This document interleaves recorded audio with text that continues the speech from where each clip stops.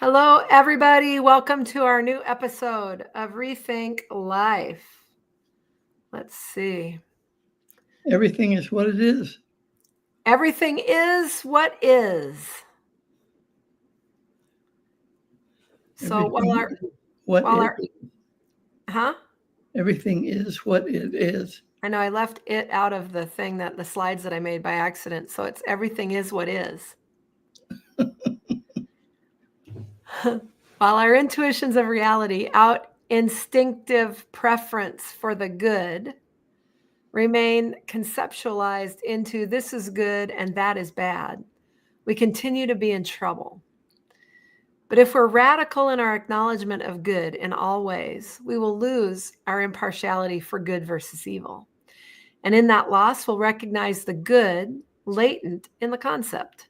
In fact, what we call good might be less good for us in the self-fulfillment of our divinity than what we call bad. We need no longer search for truth. Truth is what is, and our only need is to be willing to relinquish opinions. Those are concepts, conditioned thinking, judgments, you got it. This doesn't mean that we shouldn't respect our opinions or point of view, but in recognizing them as mere abstractions of truth and therefore continually changing, we won't argue for the rightness as against the wrongness of another view. With truth as our standpoint, our abstractions will increasingly approximate truth. We all have instinctive and proper rebellion against being told what we ought or ought not to do, or what is right and what is wrong. Truth is infinite and cannot be confined to a doctrine or dogma or a status quo. What was good enough for our fathers is not good enough today. What truth is comes to view individually as intuition, inspiration. Truth is forever unfolding as individual self-conscious being, and our opinions or abstractions are constantly becoming obsolete. Truth can't be locked up in a strong box. It's infinity. When confined, truth ceases to be truth and becomes an abstraction. Truth defines itself operationally by disposing of beliefs and theories. It's a way of life and can't be argued about. The man of today is intelligence. He is pure mind. One may speak of the ego image as hateful, irritating, fearful, ignorant, personal, whatever. Finish that sentence, Betty. One may speak of the ego image as hateful, irritating, fearful, ignorant, personal. Very good. All right. So anything you want to add? What? That was all Margaret Laird. Right. From Christian Science Re-Explored. Yeah. Anything else you want to add to any of the preamble for what we're going to be discovering, which is everything is what it is. What it is, yes. Right. Or everything is what is. Okay. Because I forgot the it. All right. Anyways, you can see it right up there. Okay. So anything you want to add, Mom? Nope. Nope. All good? All good. All right. Well, if you're listening, you can hit the like, the subscribe, the heart. You can enter a comment in and join the conversation. We welcome all participation. All right. So let's jump in. In Christian Science Re-Explored, on page 124, Margaret Laird wrote, "The ego image is not man." Does that mean what we see in the mirror? Yep. Okay. All right. What we see, what we think we see sitting across the table from us. Right. Okay. That's not man.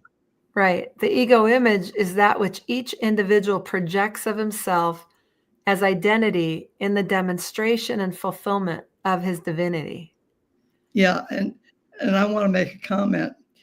The ego image is not man, but it is the view that we assign to the word man.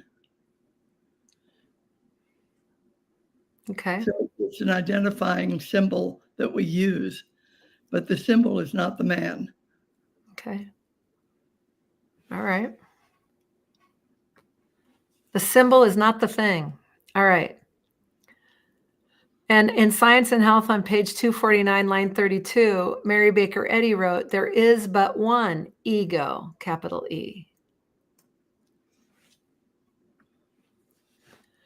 Man is the reflection of soul. He's a direct opposite of material sensation. So what I look like is what I'm not. And what I am is what comes through, no matter what. Because Say that again. Say that again.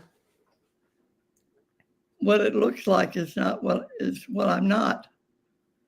What comes through is what I am. And that's the action, the participation, the presence, but not a thing called Betty. Mm-hmm. Okay. And in Mind is the Athlete on page 136, you wrote, you and I attach meaning to what we observe. And we do it pretty much right away, don't we? Yep. Yep. So we have all the stuff about what that means, what it is, what we know about it. And all of those things would be conditioned thinking and that which we spoke about Opinions and earlier. judgments and all that. Right. So if we can see it and identify it, we can just let it be. Is that the idea here?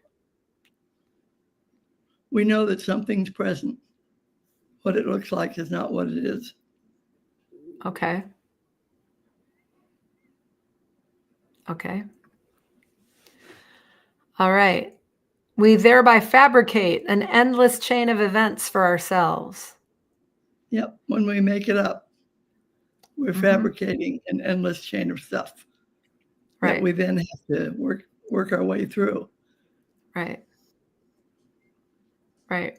And that's just called being human. That's just the human being that we just do that automatically, don't we? I was going to say that's called being on automatic pilot, an unthinking lobster growing his own claw.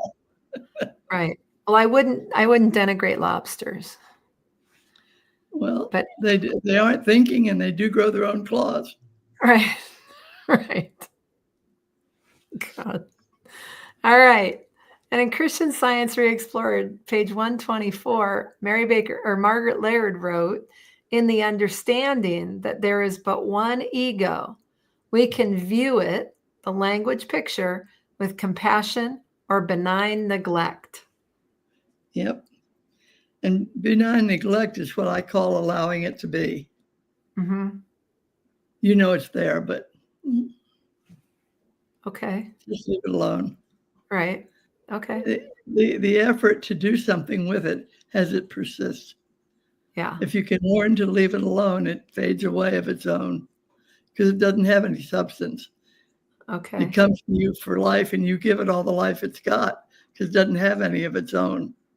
Right. It's just point of view.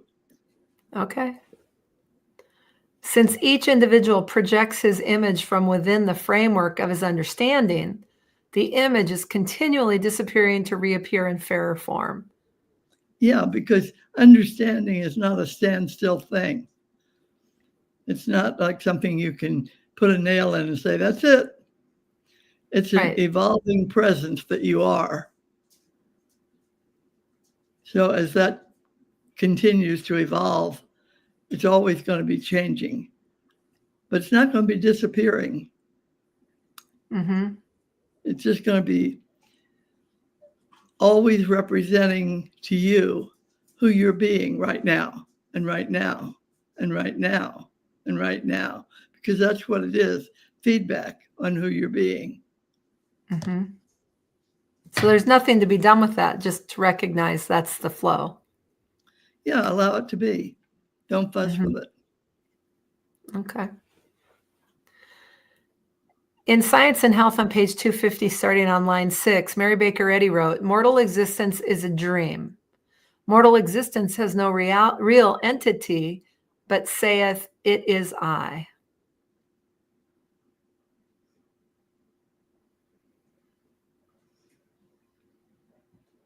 Do you want to say anything more about that? No.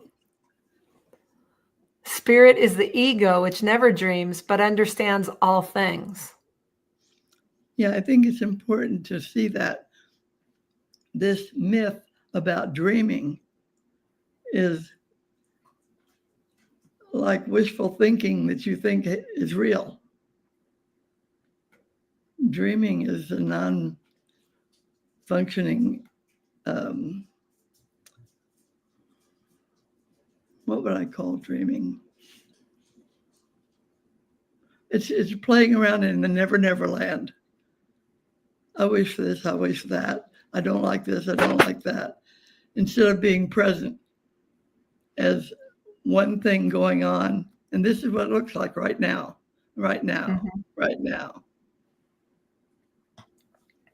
Okay. All right. I'm going to go back and look at that one. Mortal existence is a dream. Mortal existence has no real entity, but says it is I. Yeah.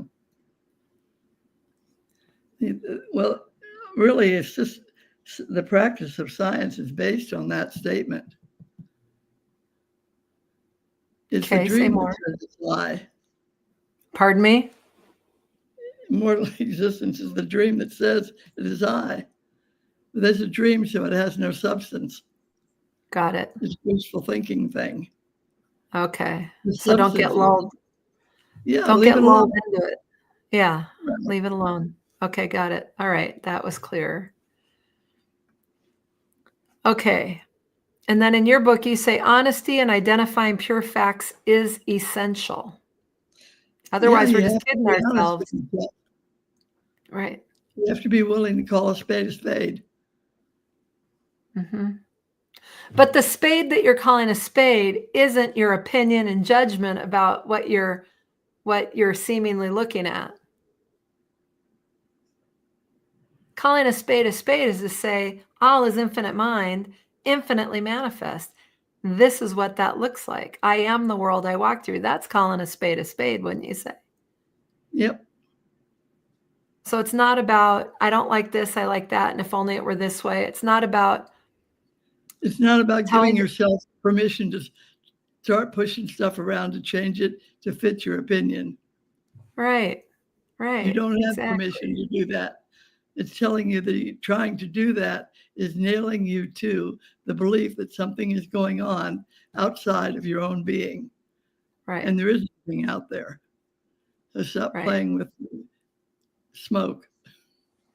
Right. So we have a comment, and I may have not seen it when it first came in, unless we have a big delay. But Sandy Jackson says a benign neglect lies in the understanding that in sickness, health is the sickness. This understanding enables you to go on your way consciously. And that's from Christian Science Re-Explored XVI. Yep. Very good. Thank you. And benign neglect is what I call allowing it to be. Right. Not making a fuss over it at all.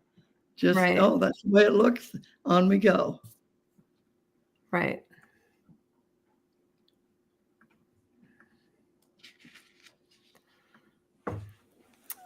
Okay. So honesty and identifying pure facts is essential. Then you went on to say, when we are clear that every occurrence has value in identifying and discovering ourselves, there will be found only joy and appreciation in and as every experience. Yes. And Margaret Laird said in one of her seminars that every single thing has value. Don't discount anything. Mm-hmm. It would not occur in your experience if it didn't have value. Right. Because reality is the presence calling itself you. Right. Right. And one of the things we learn is that there is no mind of the sort we call mind. And that's from Margaret Laird, Christian Science Re-Explored, page 125. Mm-hmm. There is no mind of the sort we call mind, thinking of the brain between my ears. Yeah? I don't It's know not if this. between your ears. It's not this. Mind. It's not human thinking. Exactly. Mind is God present, Exactly. and man is the reflection of that. So the thing that you think is here is just a point of view of Yes. what's here. Clear. Something's here, or there wouldn't be anything. Right. But the reality here is not the thing you call Betty or Kim. Correct. Right. It may be the way it looks, but it is not the way it is. Yeah. Don't be fooled. The concept of health, as it gives up to capital H health, is the sickness. Where are you? Huh? Where are you? That's page 123. Did I mess that up? I might have missed that one. 25. What's it supposed to say? Well, I thought we were at Margaret Laird, page 125. We're at Margaret Laird, page One page 125. later. So what is the more discussion? The note. Understanding is the continuing realization of reality, the good. There we go. So that's what that should say. That's my bad. So say that again. Sorry, everyone. Understanding is the continuing realization of reality, the good. Mm-hmm. Every moment. Yep. You know, if we understood that, or if we had that consciously present in our awareness, we wouldn't be concerned about anything going on in the picture. Mm-hmm. Everyday parade of stuff. We would know that for anything to show up, reality is present. Mm-hmm. And the thing that isn't reality doesn't exist. So why give it a lot of hoopla? Right. Leave it alone. Right.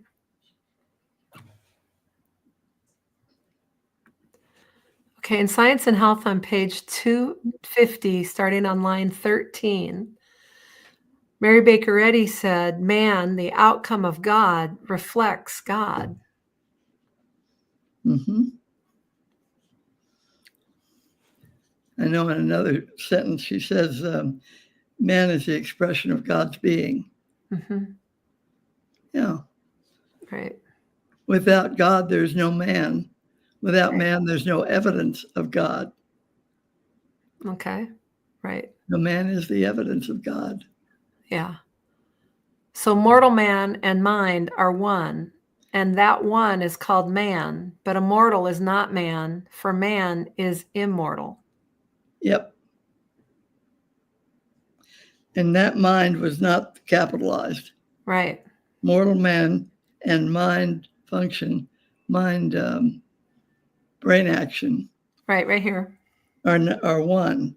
And that one is called man, not immortal.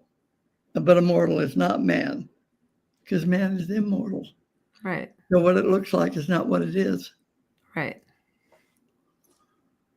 Right. But it's there. It's present, or nothing would be showing up. Mm-hmm. And then in your book, you say on page 137, then we can clearly be at choice with regard to what's present when any issue confronts us. Yep.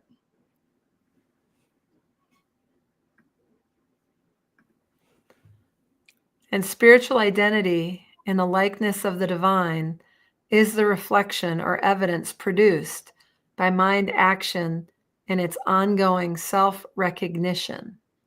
Yep. Anything more you want to say about that? No. Okay, well, that is the last note. So Oh, if there's nothing more to say and we have no questions, then we're done for the day. 10 minutes early, I might add. really? Yeah. All right. All right. So that's it for today, y'all. Thank you for tuning in. And we will be here in 2 weeks, I believe, So what there is to do is go listen Next to the week old you'll be episodes you traveling, right? haven't listened to. Sorry, Mom? Next week you'll be traveling, so we won't Right. be able to The connect. next week and the week after that, I may be traveling still. So we'll be here in 3 weeks. So not until Okay. then. So enjoy the episodes we've already got. We've got, gosh, almost 200, I believe, that you could listen to and go back and pay attention to those. And Are they on YouTube, are they on Kim? YouTube? Yeah, on our YouTube channel. And subscribe to our channel and hit notifications. That helps get the word spread if you like our videos out on YouTube. All right, that's it. We'll see you next time. Thank you. Bye-bye. Bye-bye.